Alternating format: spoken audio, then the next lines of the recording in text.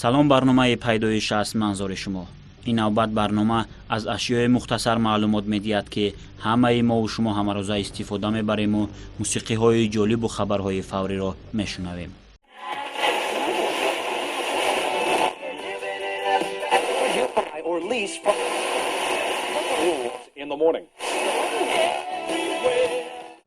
таърихи радио аз корҳои физики англис Майкл Фарадей ва Ҷеймс Максвелл ибтидо мегирад. мавҷҳои электромагнитии радиодиапазонро аввалин маротиба олими олмонӣ Генрих Гетс дар солҳои 1886 ва 1889 кашф карда буд. вале мувофиқи сарчашмаҳои хабарӣ, ин кашфиёт дар ҳоле буд ки аллакай дар худи ҳамон солҳо олими рус Александр Попов радиоро сохта пешниҳод намуда буд.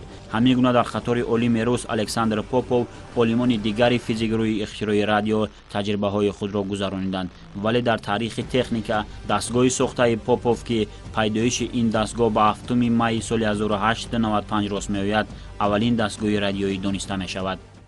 В середине аудитории находится передатчик-вибратор.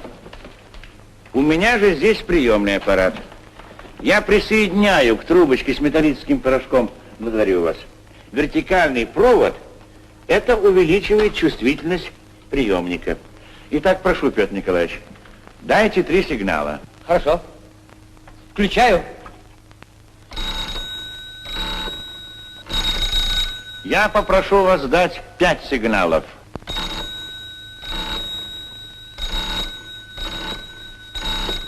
А теперь 7.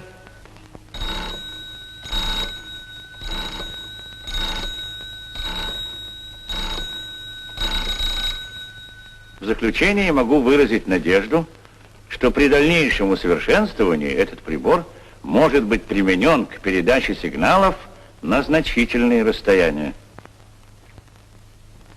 По-моему, это новая страница физики. Да-да, несомненно. Подождите, Менделеев будет говорить. Так как вы озаглавили свой доклад об отношении металлических порошков к электрическим колебаниям? Да, да. Ага. А что же это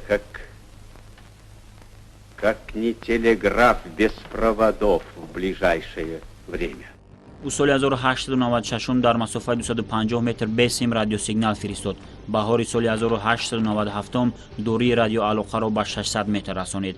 тирамои ҳамон сол бошад ба 5 километр ва нимаи соли 1901 бошад радиоалоқаро ба 150 километр расонид. бояд гуфт ки новобаста аз оне ки Попов ихтирокори радио дониста шудааст, вале то ҳол атрофи тавлидгари асосии радио ақидаҳо дақиқ несту дар ин маврид гуногун садо медиҳанд, чаро ки рӯи ихтирои радио якчанд олимони дигар низ кор карданд. нахустин гуфторҳои радио солҳои 1919 дар радиолабораторияи Нижний Новгород ба таври сандишӣ шунавонида шуд. дар Русия аз соли 1924 сар карда барномаҳои радио ҳамарӯза садо медод. соли 1925 бори аввал мошини индуктории баландбасомад байни Москва ва Нью-Йорк радиоалоқа барқарор гардид.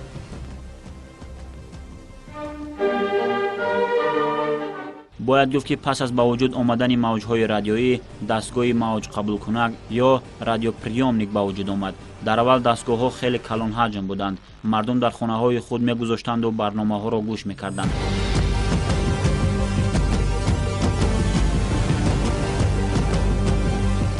имрӯз баробари пешрафтани технология дастгоҳҳои радиоӣ низ хурдҳаҷм шуданд ва ба ҳамагон дастрас аст. ба бозору мағозаҳо дастгоҳҳои хурди радиоӣ ҳаст ки тариқи он метавон аз хабарҳо огоҳ шуд. ҳатто аз телефонҳо ҳам метавон барномаҳои ин ё он радиоро гӯш кард.